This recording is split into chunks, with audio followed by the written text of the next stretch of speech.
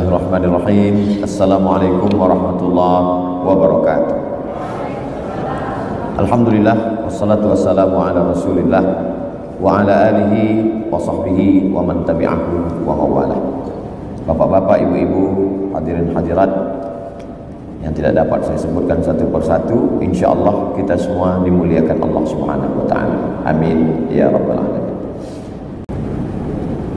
Tadi ketika di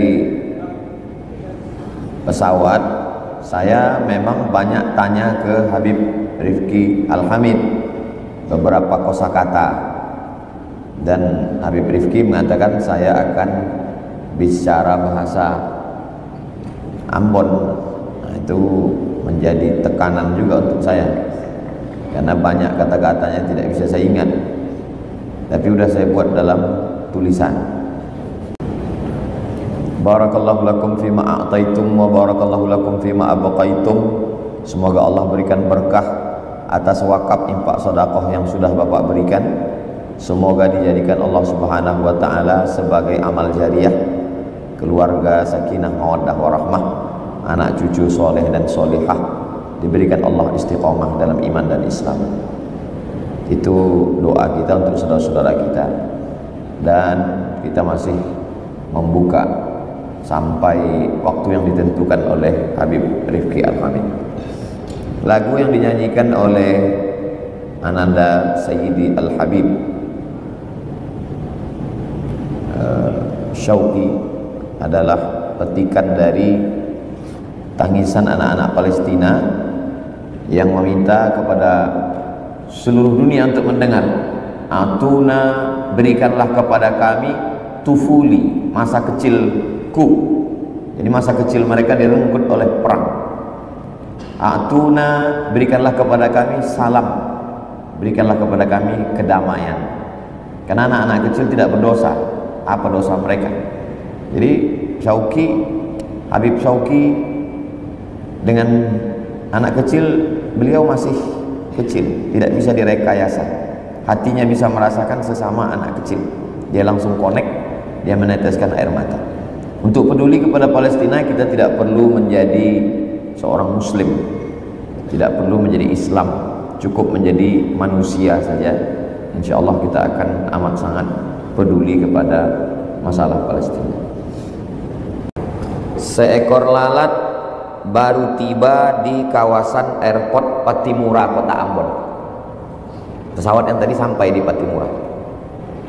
Lalu kemudian lalat-lalat yang ada di sekitar airport terkejut karena tidak pernah ketemu dengan lalat ini sebelumnya. Lalu kemudian salah satu lalat itu datang menyapa. Kata lalat itu bertanya, "Saya dari mana?" Nah, itulah yang saya tanya ke Habib Rifki tadi. Lalu lalat itu menjawab, "Dar Langgur." Kemudian lalat yang ada di airport nanya lagi, "Saya jam berapa dari Dar Langgur?" Dia jawab, "Beta Dar Langgur jam setengah 12.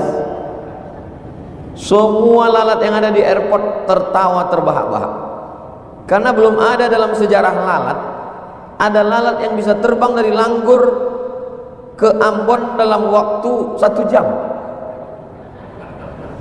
Belum ada ceritanya itu. Kenapa bisa mereka menertawakannya?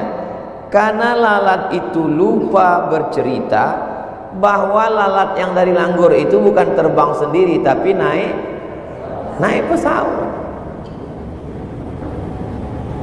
Lalat-lalat yang ada di airport Patimura juga lupa bertanya. Mereka lupa menanyakan, "Saya naik apa?" Bagi yang mengerti hakikat hidup, tidak ada yang perlu terkejut, karena sesungguhnya tidak ada yang hebat. Kita semua hanya menumpang pada rahmat Allah Subhanahu wa ta'ala. Termasuklah kita malam ini. Sudah di komen 582 komen. Ini kalau saya bacakan satu-satu subuh baru selesai.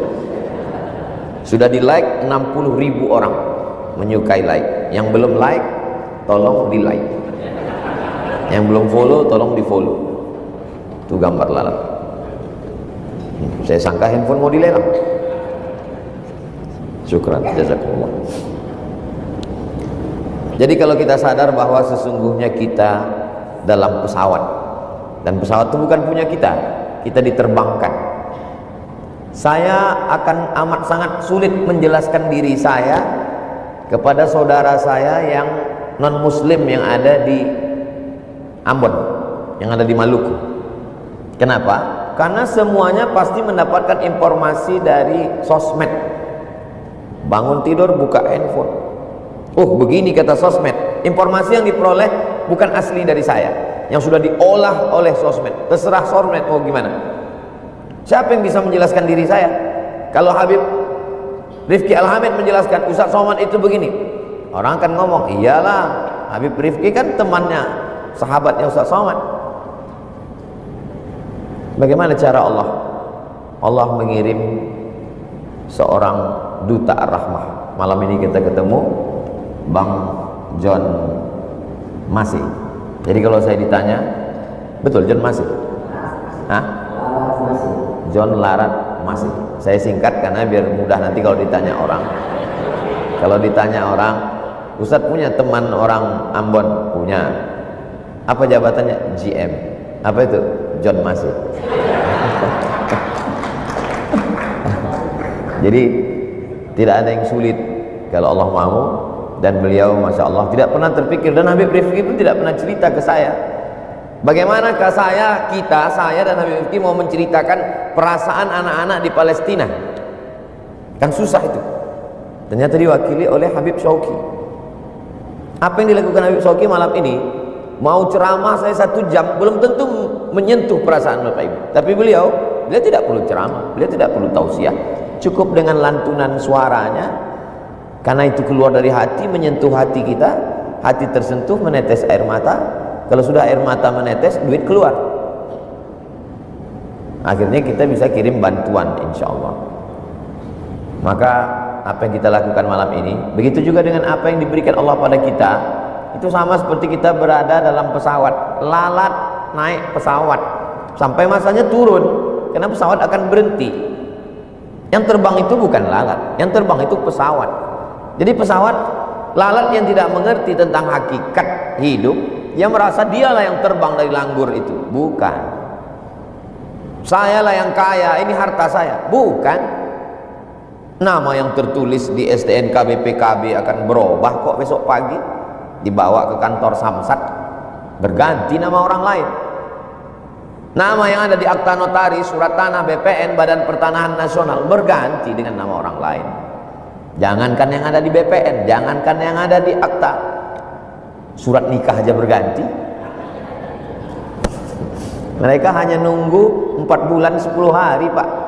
Habis 4 bulan 10 hari bergeser nama kita, berganti dengan Brownies, berondong manis. Lalu yang kekal abadi itu mana? Itulah yang saya jenguk tadi petang. Saya maksa Habib Rifki, Habib Rifki mau kita langsung ke hotel. Masalah video sudah kami buat. Enggak Habib, saya mesti sampai ke sana, saya mesti lihat. Saya mau malam ini video kita ini diputarkan untuk semua jamaah, supaya jamaah melihat apa yang sedang kita lakukan. Terus Ustadz mau jadi apa? Saya sampai sekarang tidak terdaftar di KPU, bukan caleg. Saya cuma mau dapat amal jariah dari Ambon. Itu cuma yang saya inginkan, menumpang pada amal jariah Bapak Ibu semua. Karena saya bukan pejabat, saya bukan orang kaya, maka diminta Habib Rifki, insya Allah Habib, bismillah saya akan datang. Dan saya kalau ngomong untuk maksa Habib nggak sopan, kurang adab pada zuriat keturunan Nabi Muhammad SAW. Tapi dari omongan saya, Habib Rifki udah nangkap. Saya udah berapa kali ngulang, tahun depan saya mau tidur tidak lagi di hotel, saya mau tidur di pesantren Ar-Rahmah. Tahun depan kita tidak lagi tablik akbar pengajian di hotel, kita mau pengajian kita tahun depan di Ar-Rahmah, insya Allah. Mudah-mudahan niat baik kita ini terwujud, insya Allah. Dan ini support kita semuanya. Kalau nanti yang siap baru 1 kamar Pak Ustadz, ya nggak apa-apa, kita tidur sama-sama di situ dengan Habib Rifki. Tapi jangan saya tidur Habib Rifki pulang. Saya di mana-mana begitu. Di Jambi saya tidur di pesantren tanah wakaf, dindingnya kayu, dibuatkan 1 rumah kayu. Nama pesantrennya Darul Ihsan. Begitu juga di beberapa tempat yang lain. Memang permintaan saya. Ketika kemarin di Banjarbaru, Kalimantan Selatan, begitu juga. Saya mau setiap saya datang ke daerah itu ada target yang mau dicapai. Datang, tausiah, habis itu pulang. Itu bukan Ustaz Abdul Somad. Ustaz Abdul Somad kalau datang ke satu tempat, kita mau buat apa? Rumah Quran, TK Quran, SD Quran, SMP Quran, SMA Quran, sekolah tinggi ilmu Al-Quran, pondok pesantren. Sehingga ketika kita pulang, ada yang mengalir setelah kematian. Cita-cita kita besar, mimpi kita besar. Orang yang tidak pernah bermimpi, dia tidak akan pernah melihat mimpi menjadi kenyataan. Tapi kalau mimpi ini hanya sendirian, tidak bisa.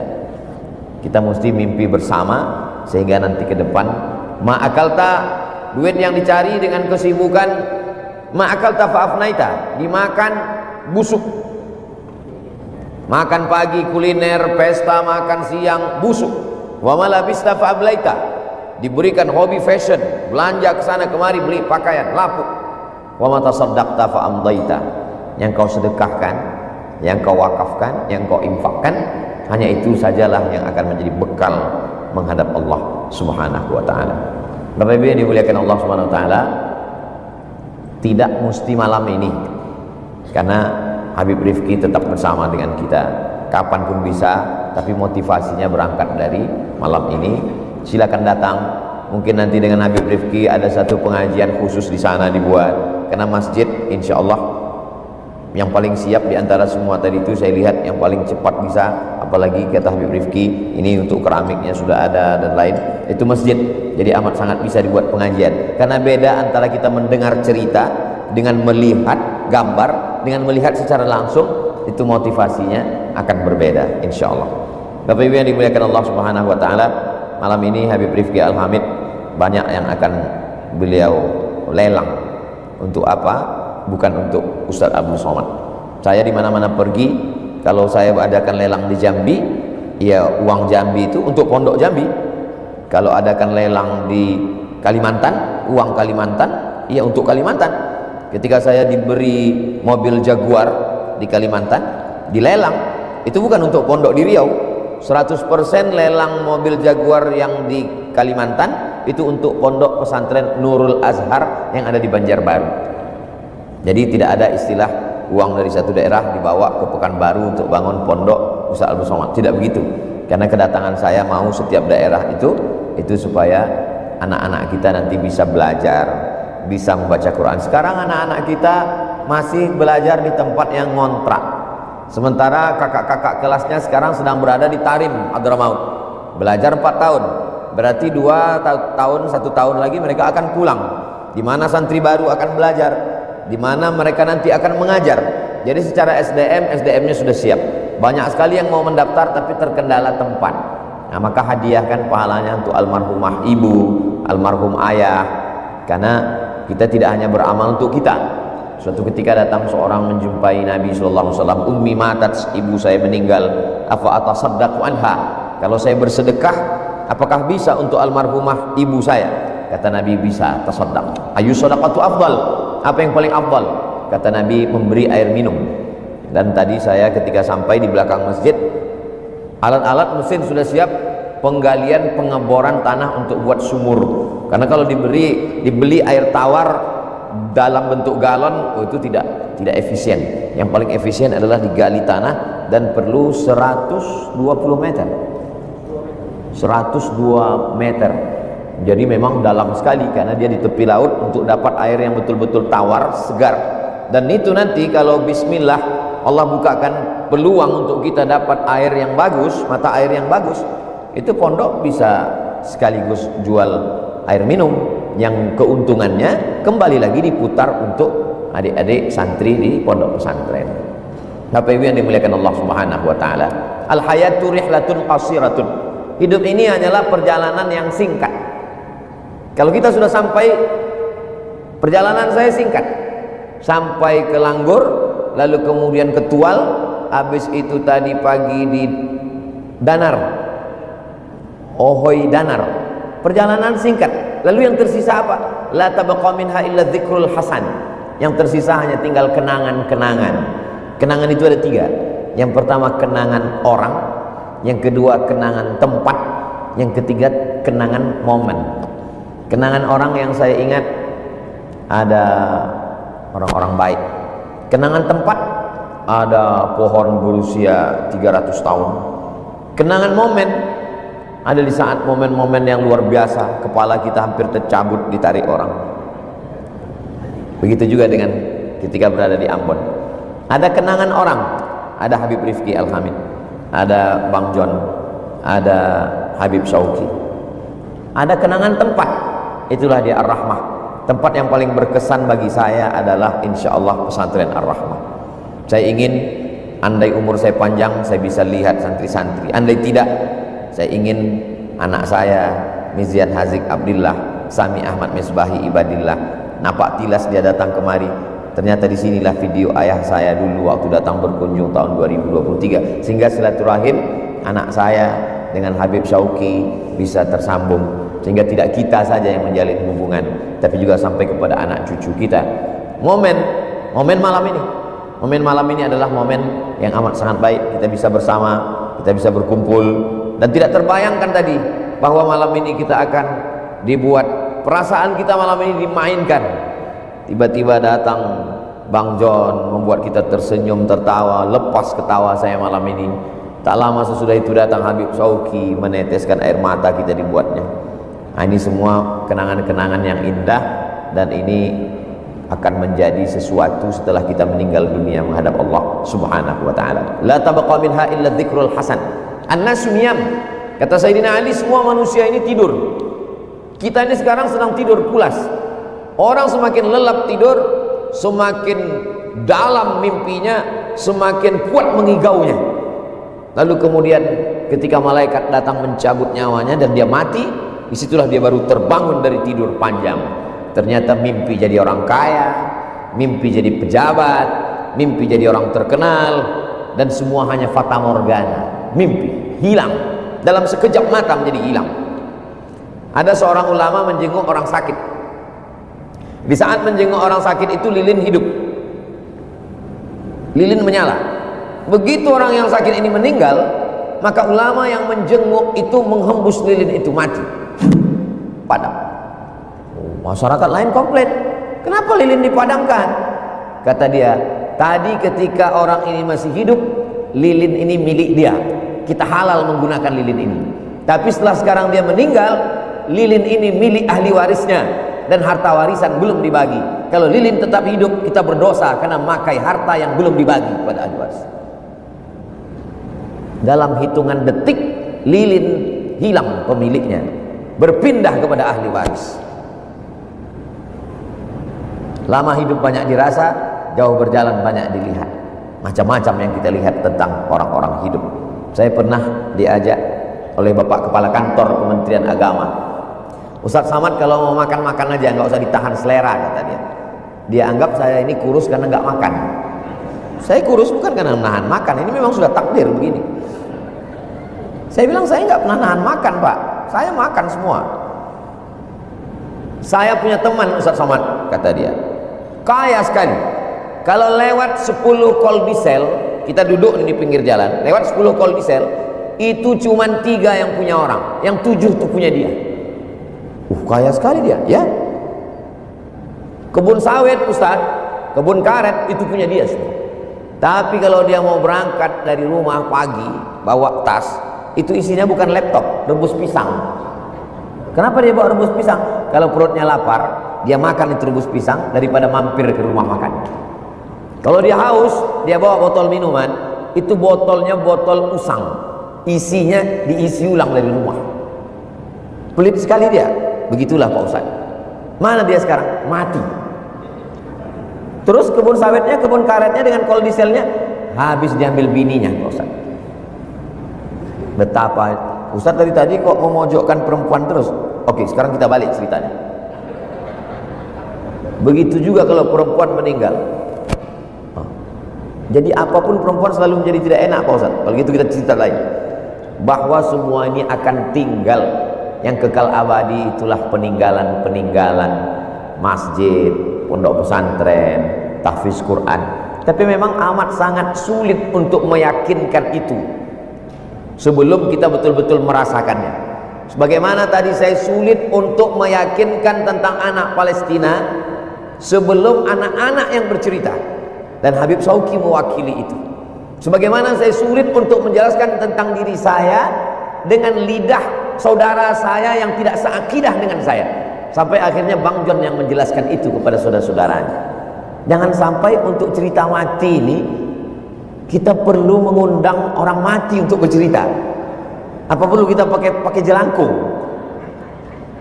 Tidak ada ruh orang mati yang bisa dipanggil hidup.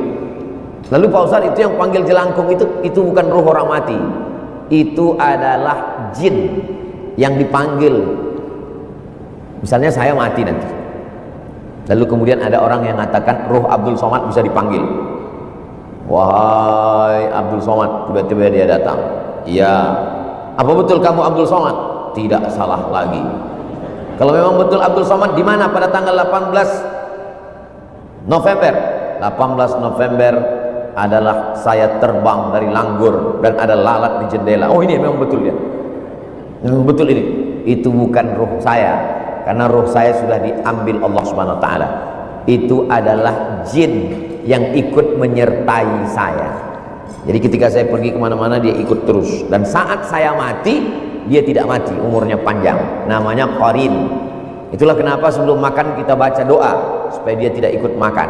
Itulah kenapa kalau kita masuk toilet kita baca doa supaya dia tidak masuk ikut bersama kita, melihat kita, apalagi kalau sampai dia streaming di dalam kepada teman-temannya.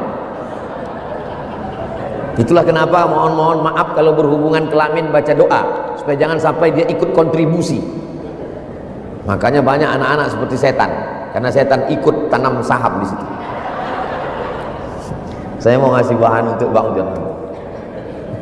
Bapak Ibu yang dimuliakan Allah Subhanahu wa taala, kita tidak perlu mendengar cerita orang mati untuk tahu bagaimana rasanya. Cukuplah yang diceritakan dalam Quran, dalam hadis, dan yang disampaikan oleh para ulama dan habaib untuk mewakili itu. Quran sudah jelas mengatakan, ketika orang mati itu ditanya, kamu mau hidup lagi? Mereka berkata, laula akhartani ila ajalin qarib, kalaulah kau berikan kami waktu untuk hidup qarib, 1 menit saja ya Allah, kasih kami hidup, kasihlah kami hidup tambahan. Terus kalau hidup lagi kamu mau apa? Fa as-saddaqa, kami mau bersedekah. Ulama mengkaji ayat ini. Kenapa mereka yang mau hidup itu ingin bersedekah? Karena ternyata itu yang bisa dinikmati orang banyak. Bayangkan kalau sumur bor itu nanti jadi, dan itu di tepi laut, tidak ada air tawar, air asin, dan sumur bor jadi, berapa banyak orang yang bisa wudhu, mandi, minum. Dan kita tidak buat di situ boleh kencing hanya muslim saja, bebas siapapun menggunakan selama dia manusia.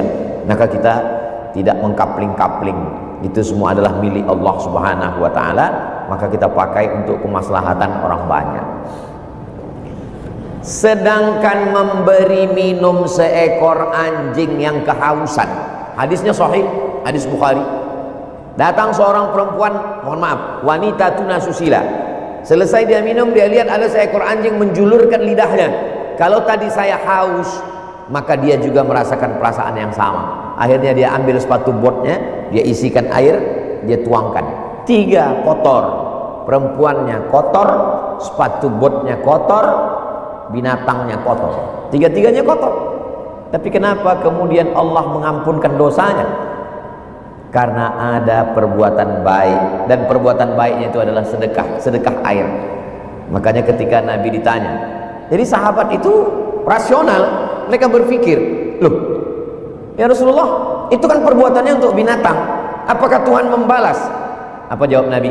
Fi kulli kabidin ratbin sadaqah, dalam setiap hati yang basah bernilai sedekah. Maksud hati yang basah makhluk hidup.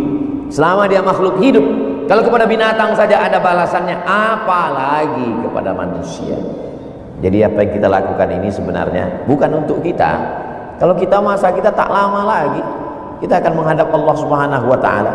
Umur bukan milik kita. Rumah sakit bisa kita bangun, dokter spesialis bisa kita datangkan, tapi kesembuhan bukan punya kita. Semakin hebat rumah sakit, semakin banyak dokter, semakin tidak tertolong angka kematian. Apalagi umur kita Tadi waktu di airport kami sempat dibuat tebak-tebakan oleh Bang Umar. Ditanya, siapa yang betul menebak dikasih uang sekian. Maka tak usahlah kita lanjutkan cerita umur ini. Umur ini kuasa Allah.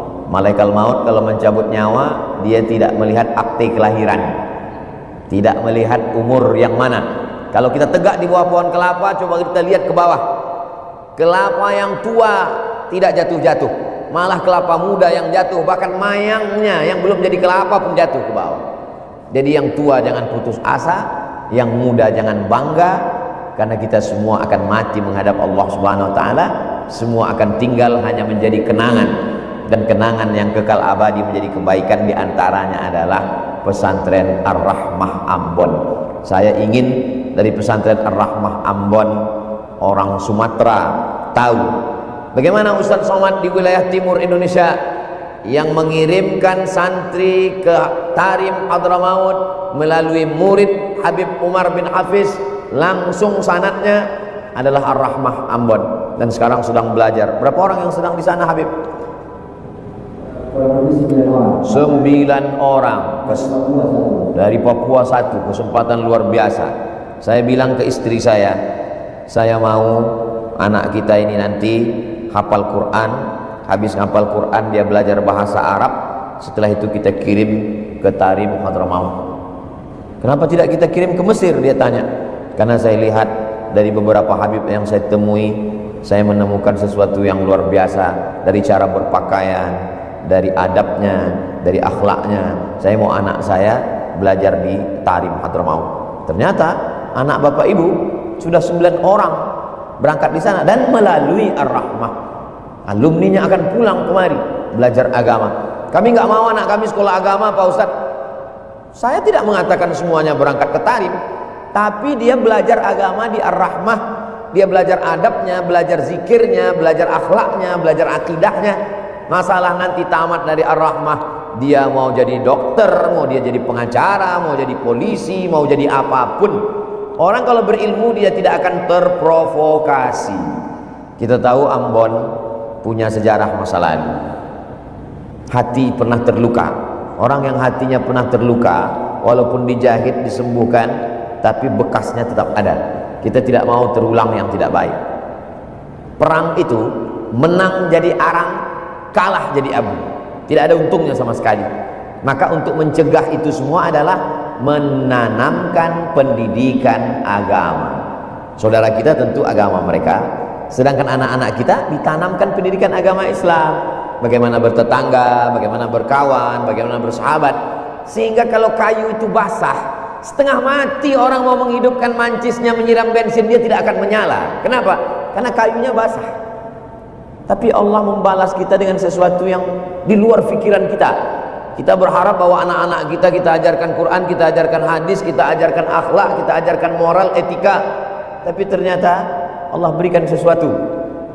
Ada saudara kita yang di seberang sana menjadi duta dari Ar-Rahmah, yang akan menceritakan bagaimana itu Ar-Rahmah. Sehingga kalau ada fitnah, oh ini Ar-Rahmah adalah jaringan teroris mengirim dari sana, apalagi ustadz yang datang ini ustadz radikal namanya Abdul Somad, itu selesai oleh Bang John, insya Allah selesai.